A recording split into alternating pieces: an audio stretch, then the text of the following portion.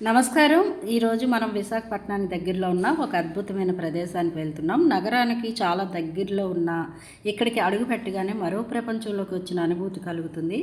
ఎత్తైన కొండలు, పచ్చని అడవి, సెలయేళ్ళు, పక్షుల కిలకిల రావాలు, వాటి మధ్యలో కొలువై ఉన్న పరమశివుడు. ఈ వీడియోలో గుడిలో ఒక ప్రత్యేకత, చరిత్ర ఇక్కడ. హాయ్, హలో, నమస్తే, వెల్కమ్ టు మహాలక్ష్మి టాక్స్. ఈ రోజు మనం పెందుర్తికి వెళ్లే దారిలో మనకి ఇక్కడ బోర్డు కూడా కనిపిస్తుంది, గుడిలోవా అని చెప్పి. ఇక్కడ వే ఉంది. నేను కూడా ఏంటో ఈ గుడిలోవా చూద్దామని వెళ్తున్నాను. నాకు కూడా తెలియదు. వెళ్ళేటప్పుడు మీకు విశేషాలు చెప్తాను, రండి. విశాఖపట్నం నగరానికి సమీపంలో ఉన్న ఈ ప్రాంతం ప్రకృతి ప్రేమికులకు, భక్తులకు ఎంతో ఇష్టమైన ప్రదేశం. చుట్టూ ఎత్తైన కొండలు, దట్టమైన అడవులు ఉండడంతో దీన్ని చాలామంది విశాఖ మినీ హిల్ స్టేషన్ అని కూడా పిలుస్తూ ఉంటారనమాట. వారాంతరాల్లో అంటే కుటుంబాలతో అట్లాగే యూత్ ఈ ప్రాంతం అంతా కూడా సందడిగా కనిపిస్తూ ఉంటుంది. ఇక గుడిలోకి అడుగు పెట్టగానే అందరికీ ముందుగా కనిపించేది పచ్చదనం. వందలాది రకాల చెట్లు, చల్లని గాలి, కొండల మధ్య నుంచి వినిపించే పక్షుల శబ్దాలు. ఇక వర్షాకాలంలో అయితే ఈ ప్రాంతం మరింత అందంగా మారిపోతుంది. మేఘాలు కొండలను తాకుతూ వెళ్ళే దృశ్యం చూస్తే మనకు మనసు పరవశిస్తుంది. ఫోటోగ్రఫీ, వీడియో షూటింగ్ చేసేవారికి ఇది ఒక స్వర్గం అనే చెప్పాలి. ప్రతి మూల కూడా కెమెరాలో బంధించాలనిపించే అందంగా ఉంటాయి ఇక్కడ కొండలు, పచ్చదనం, చెట్లు, పక్షుల కిలకిలలు.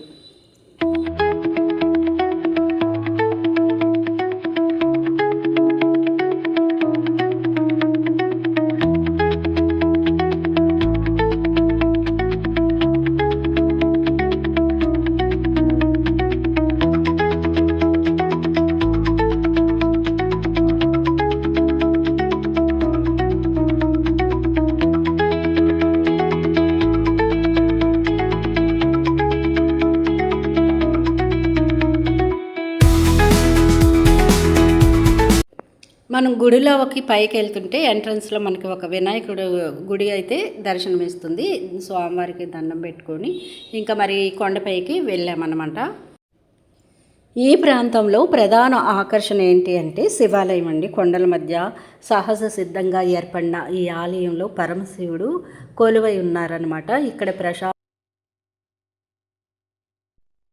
వచ్చేసాము. చుట్టూ పచ్చని కొండలు, పచ్చని చెట్లు, కొండలు, ఎత్తైన కొండలు ఉన్నాయి. భలే అనిపించింది నాకు. అంటే ఎక్కువగా మనం వైజాగ్ అనగానే అరకు వెళ్తూ ఉంటాం కదా, మరి ఇది కూడా చాలా చాలా బాగుంది. మరి గుడి లోపలికి వెళ్దాము. ఏ గుడి అన్నది నాకు కూడా తెలీదు, రండి. ఇక్కడ ప్రశాంత వాతావరణం భక్తులకు ప్రత్యేకమైన అనుభూతిని కలిగిస్తుంది. ఇక ఉదయం వేళల్లో పొగమంచు మధ్య ఆలయం కనిపించే దృశ్యం ఎంతో ఆహ్లాదకరంగా ఉంటుంది. మహాశివరాత్రి సందర్భంగా వేలాది మంది భక్తులు ఇక్కడ చేరుకొని ప్రత్యేక పూజలు కూడా చేస్తారు.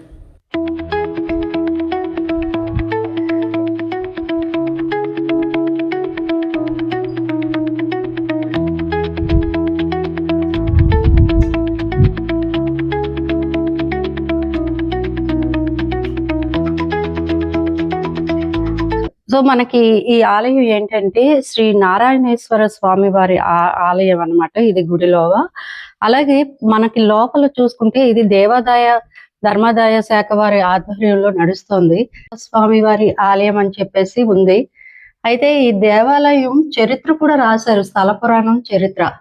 సదరు దేవాలయం బృహదాచలమును పేరుగల కొండపై నెలకొల్పి ఉన్నది. అంతేకాక ఈ స్వామివారు అని పేరు గల శివకోవెల ఉందంటున్నారు. అలాగే సదరు శివపాద సన్నిధి నుండి భారీ రాతి బండలు, సహజ గుహలు సందర్శకులను ఆశ్చర్యపరుస్తాయి. వేల సంవత్సరాలుగా ప్రకృతి స్వయంగా చెక్కినట్లుగా కనిపించే ఈ రాతి నిర్మాణాలు ప్రత్యేక ఆకర్షణ అని చెప్పాలి. ఇక్కడ నిలబడి చూస్తే ప్రకృతి ఎంత గొప్ప శిల్పి. మనకి పురాతన ఆలయాలు అనగానే ఇదిగోండి మనం ఇది చూసుకుంటున్నామా, ఇలా వస్తుందంట. అంబియన్స్ అనేది ఏంటంటే మనకి పెద్ద పెద్ద స్తంభాలు, కళ్యాణ మంటపం లాగా ఉంటుంది. దీన్ని మంటపం అంటారు.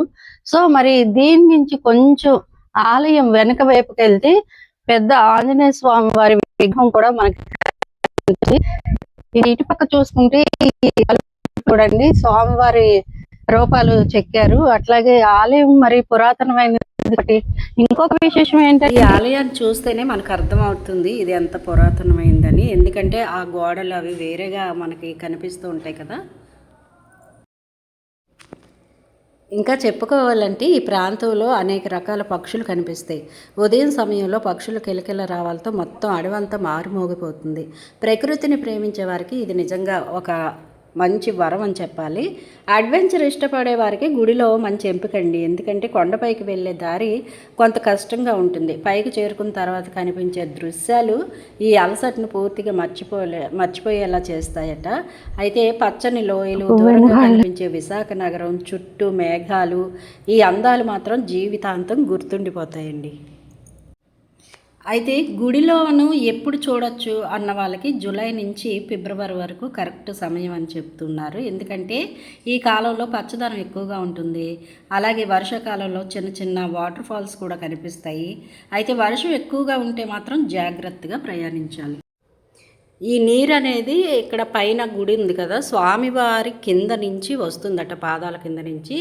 శాస్త్రవేత్తలు కూడా వచ్చి పరిశోధన చేద్దామని చూస్తే అసలు ఎక్కడ స్టార్ట్ అవుతుంది.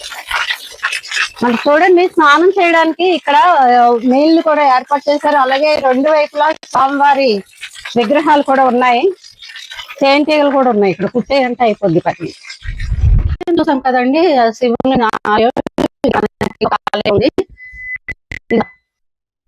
రంగనాథ స్వామి మనకి లైట్ కూడా ఆలయం చూసాం కదా. ఇక్కడ ఇంకొక ఆలయం కొంచెం స్టెప్స్ ఎక్కువ వస్తే ఉంటుంది అనమాట. ఇది నారాయణేశ్వర స్వామి ఆలయం అని చెప్పేసి ఇక్కడ రాసుంది. మనకి లోపల లైట్ లేకపోవడం చీకటిగా ఉంది, కనిపించట్లేదు. వాటర్ చూడు ఎంత ఫోర్స్ వస్తుంది. ఇలాంటి ప్లేసులకి వెళ్ళే ముందు గుర్తుంచుకోవాల్సిన విషయాలు కొన్ని ఉంటాయండి. ఎందుకంటే ప్రకృతిని కాపాడటం మన బాధ్యత. ప్లాస్టిక్ తీసుకెళ్తారు, కొన్ని తీసుకువెళ్ళి ఏమైనా వాళ్ళతో పాటు తీసుకొచ్చి పడేస్తారా, అక్కడే పడేస్తారు. చెత్త ఎక్కడ పడితే అక్కడ వేసేస్తారు. ఆలయంలో ప్రశాంతత కూడా పోతూ ఉంటుంది. కొండ ప్రాంతం కావడంతో మంచి గ్రిప్ ఉన్న షూస్ ధరించాలి ఇక్కడికి వెళ్ళేటప్పుడు. అలాగే మంచినీళ్ళు కూడా తాగడానికి తీసుకెళ్ళాలి. కొంచెం పైకి వస్తే మనకి సాక్షాత్ శివయ్య మనకి అనుగ్రహం కలుగుతుంది. శివలింగాన్ని ఇక్కడ చూసుకోవచ్చు. మనకి ప్రకృతి, ఆధ్యాత్మికత, ప్రశాంతత, ఈ మూడు ఒకే చోట అనుభవించాలంటే గుడిలో తప్పకుండా చూడాల్సిన ప్రదేశం. ఒకసారి ఇక్కడికి వస్తే మళ్ళీ మళ్ళీ రావాలనిపిస్తుంది. మీరు విశాఖకి వస్తే ఈ అందమైన గుడిలోను మీ ట్రావెల్ లిస్టులో తప్పకుండా చేర్చుకోండి. ఈ గుడిలో నేను కేవలం టెంపుల్ ఒకటే అనుకున్నాను, కానీ ఫుల్ అడ్వెంచర్ కూడా ఉంది. ఇంకా పైకి ఎక్కడానికి దారి ఉంది, కానీ నాకు కొంచెం భయం అయ్యి నేను ఎక్కట్లేదు. కొంచెం దారి కూడా కొంచెం మనకేంటంటే స్టెప్స్ లేవు, కొంచెం వరకే ఉన్నాయి. తర్వాత రాళ్ళు బేస్ చేసుకుని ఎక్కాలన్నమాట. పైకి ఎక్కితే స్వామివారి పాదాలు ఉన్నాయి. చుట్టూ చూసుకుంటే మాత్రం మనకు కొండే డెడ్ ఎండ్ అన్నట్టు ఉంది.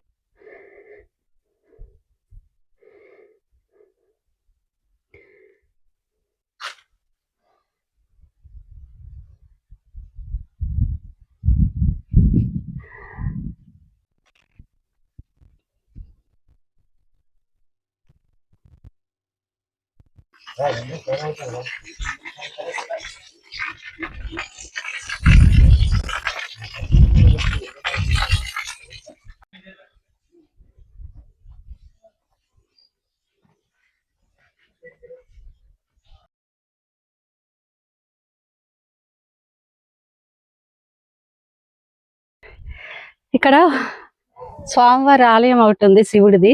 కాకపోతే దారి లేదు, మనం జాగ్రత్తగా స్టెప్స్ లాగా ఏం లేవు, బండ్లే ఉన్నాయి, జారిపోతాం. చూసుకొని జాగ్రత్తగా ఎక్కాలి.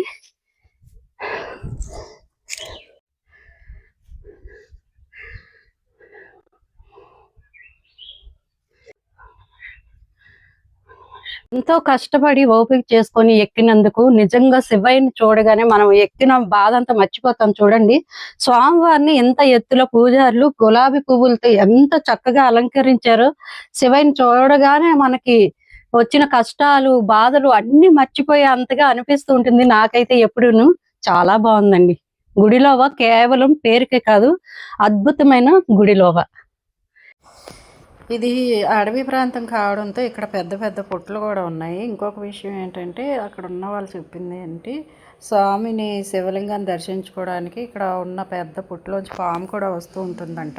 స్వామివారిని నమస్కరించుకొని ఎవరిని ఏం చేయదంట, వెళ్ళిపోతుంది. ఇది చూసుకుంటే ఇదే ఈ పుట్ట చాలా పెద్దది. అయితే ఇక్కడ స్వామివారి మహిమ వల్ల ఆ పాము ఎవరిని ఏమనదు అని చెప్పేసి చెప్పారనమాట. ఇంకా అవన్నీ చూసాక మేము వెనక్కి రిటర్న్ అయిపోయాము.